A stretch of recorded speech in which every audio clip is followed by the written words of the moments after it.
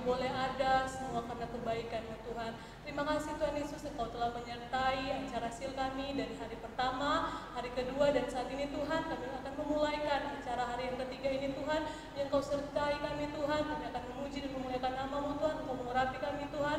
Biarnya setiap pujian dan penyembahan yang akan kami naikkan kepada-Mu Tuhan berbau harum di hadapan-Mu Tuhan, dan kami akan mendengarkan juga kebenaran firman-Mu Tuhan sebentar Tuhan.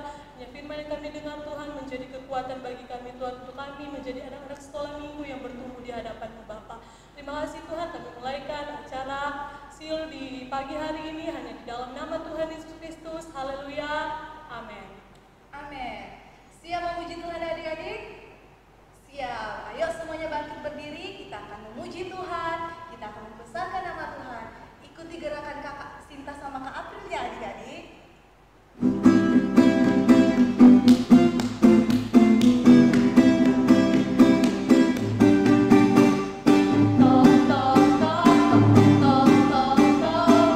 Yesus mengetok pintu, tok tok tok tok tok tok.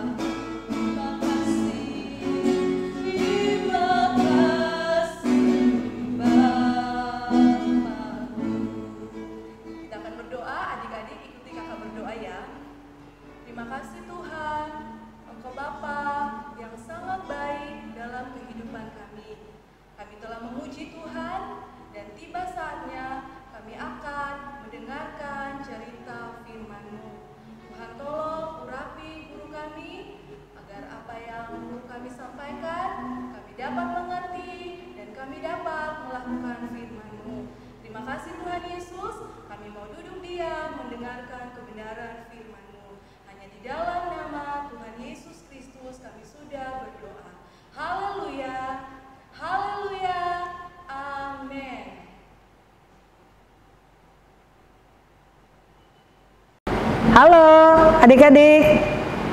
Ya, semua baik-baik ya.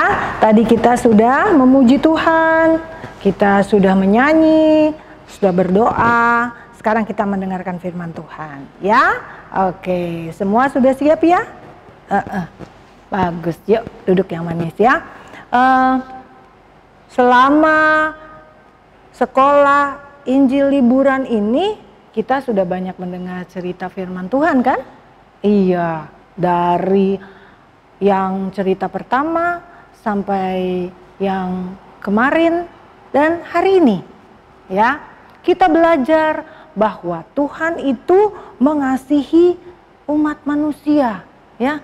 Tuhan sayang semuanya, ya. Walaupun kemarin ada ya Nabi Yunus yang dia disuruh pergi untuk memberitakan firman, dia kurang suka karena dia merasa orang-orang di tempat yang dia disuruh pergi itu orang-orang yang jahat gitu ya. Tapi Tuhan mengasihi, dan memang Tuhan itu mengasihi kita semua. Iya, yang kecil, yang besar, ya kan? Yang tinggalnya di kota, yang tinggalnya di desa, di mana saja Tuhan mengasihi semua umat manusia, termasuk kalian.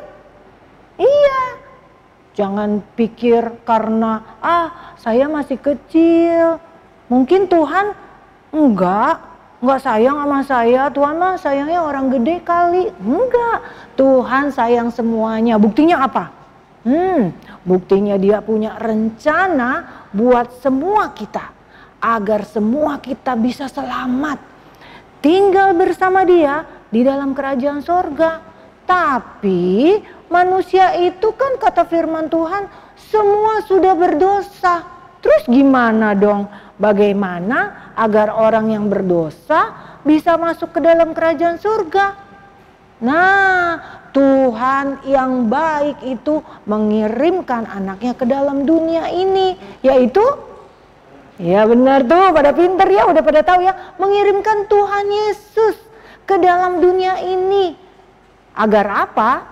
Agar dia melakukan suatu rencana besar dari Tuhan, dari Allah Bapa di sorga, agar semua manusia ini bisa diselamatkan dari dosa. Sebab kalau nggak diselamatkan dari dosa, semua masuk neraka deh.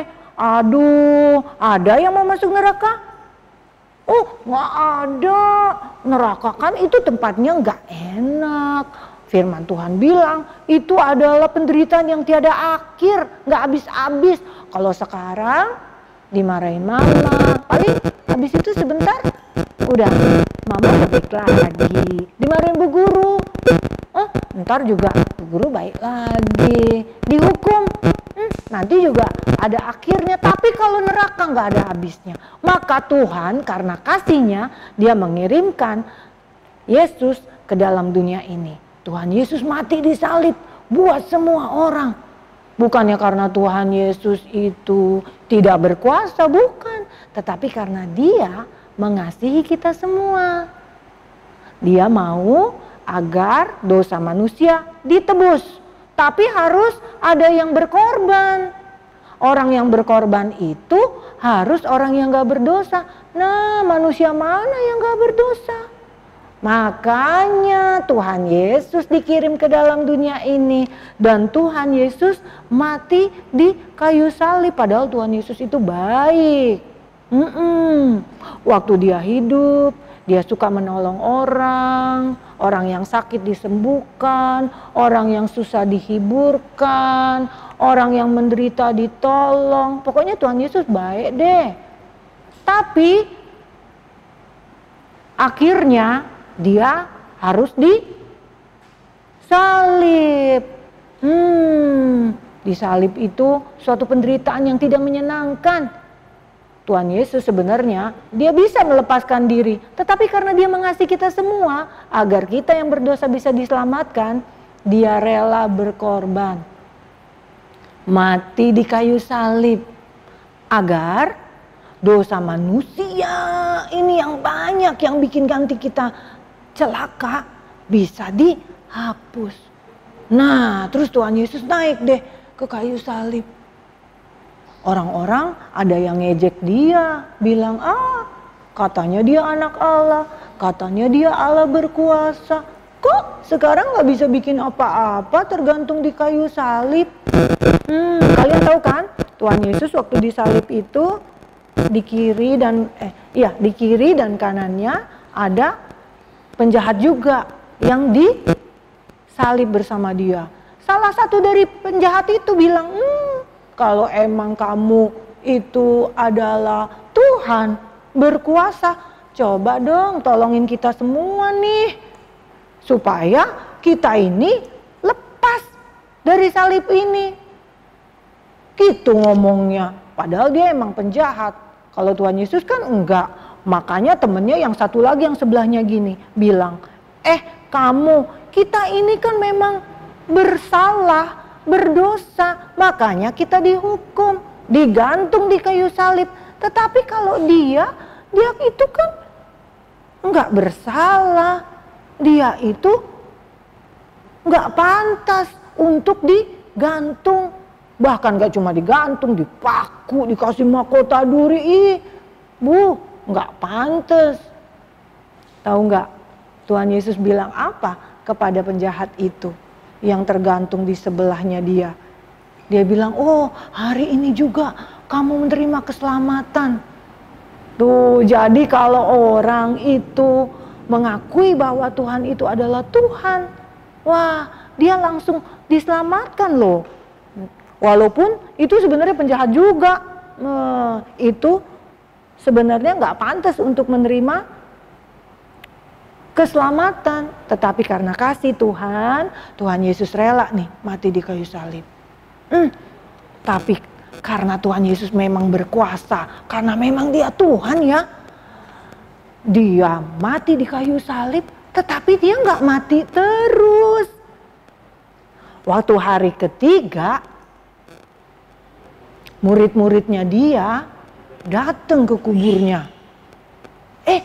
Begitu didatengin kuburnya, coba lihat deh di gambarnya tuh, ada loh di gambarnya, saya punya gambarnya. Murid-muridnya kaget, wah kuburnya kosong. Kuburnya zaman Tuhan Yesus itu, di tempatnya Tuhan Yesus dikubur, bukan dimasukin peti, tapi dimasukin ke dalam gua, lalu dibungkus dengan kain, kafan, terus ditaruh di atas batu. Nah, waktu murid-murid datang, yang ada cuman kainnya doang, jasadnya nggak ada. Tapi kamu lihat deh di gambarnya ya, ada malaikat yang mukanya senyum, yang pakai baju putih itu. Dia mukanya senyum, dia bilang, kenapa kalian bersusah? Siapa yang kalian cari? Orang yang kalian cari udah nggak ada di sini, sebab dia sudah bangkit. Wow, ternyata Tuhan Yesus itu tidak tinggal mati. Benar seperti apa yang dia pernah katakan kepada murid-muridnya. 3 hari lagi nanti pasti ada sesuatu yang membuat mereka bisa diselamatkan. Dan benar, pas hari ketiga itu, benar Tuhan Yesus tidak ada lagi di kuburnya. Apa Tuhan Yesus hilang? Enggak. Tuhan Yesus enggak hilang. Dia hidup. Dia berkuasa. Dia bangkit dari kematian. Taunya dari mana? Setelah beberapa hari, murid-murid ketemu sama Tuhan Yesus. Ternyata Tuhan Yesus hidup. Tuhan Yesus sampai bilang sama muridnya, nih lihat tangan saya yang berlubang paku. Saya hidup kok. Saya hidup, saya berkuasa atas kematian. Wah, murid-murid senang ya. Berarti Tuhan Yesus itu adalah Tuhan yang berkuasa atas kematian. Buktinya dia hidup.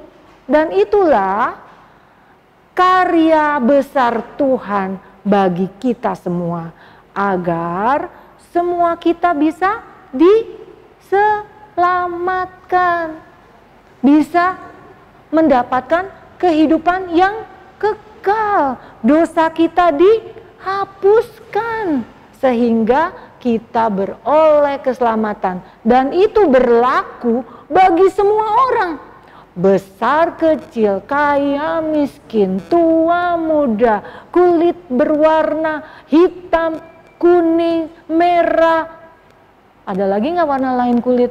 Pokoknya apa aja deh, asal percaya kepada Tuhan Yesus. Dia akan diselamatkan, dosanya dihapuskan.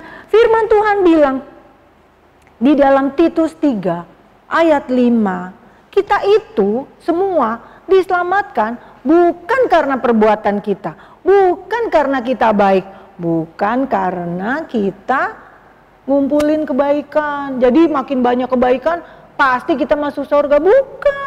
Tetapi karena Tuhan Yesus telah mati dan bangkit bagi dosa-dosa kita. Jadi barang siapa yang percaya kepada Tuhan Yesus pasti diselamatkan. Betul. Kalian percaya Tuhan Yesus itu adalah Tuhan dan Juru Selamat?